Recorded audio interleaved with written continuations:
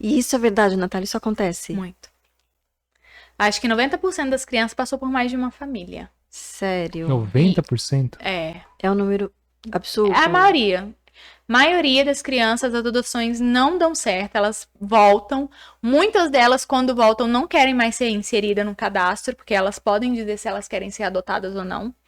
Então, acaba delas falar, não, eu não quero mais ser adotada. Na verdade, elas não querem mais passar por isso, Sim, né? porque Por elas essa começam a situação. achar que elas não são boas o suficiente. Elas começam a acreditar que o problema está nela, seja físico, seja no comportamento. E as desculpas são as mais horríveis possíveis. Seja muito bem-vindo, seja muito bem-vinda ao nosso Divancast. Sigrid, pode fazer suas perguntas. Senão eu não vou... Não, o papo aqui tá senão eu sensacional. não deixo. São duas questões aqui, um pouquinho no começo, um meio e um fim aqui. Como funciona essa parte quando você vai ter o primeiro contato? Como funciona lá no... Na adoção. Você escolhe... Tô falando já de uma criança adulta, né? Uma criança mais adolescente.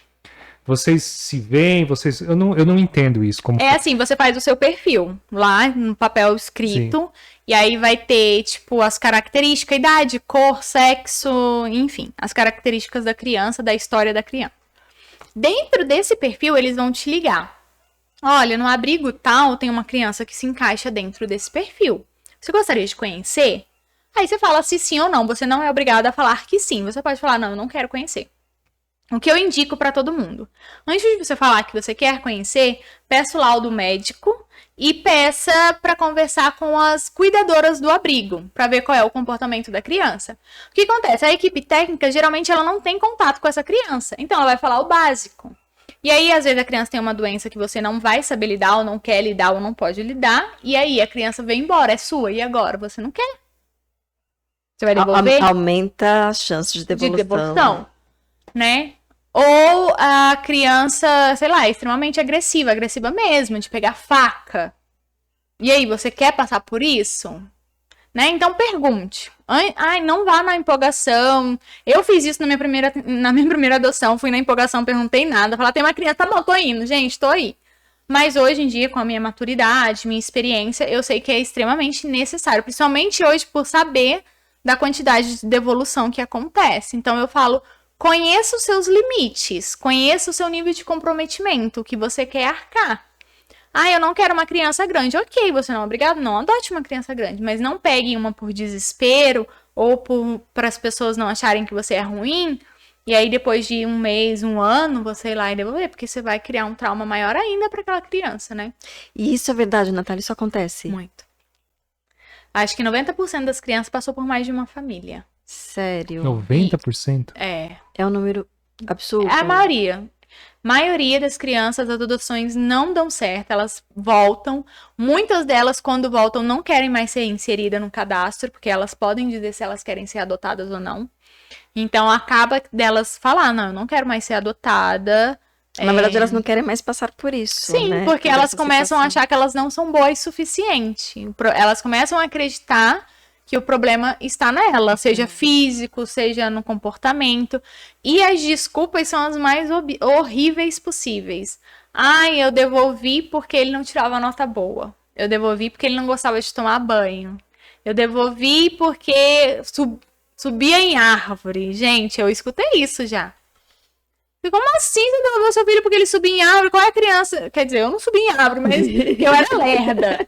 Né? Mas, tipo, qual o problema da criança subir em árvore?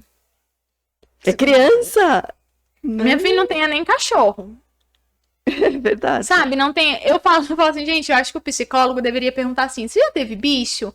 Eu tive. Quantos anos você ficou com o bicho? O bicho morreu com você? Porque se a pessoa falar, não, eu dei porque eu mudei. Cuidava, você educava o bicho? Não, eu dei quando eu me mudei para um apartamento menor. Mas e aí, o seu filho, você...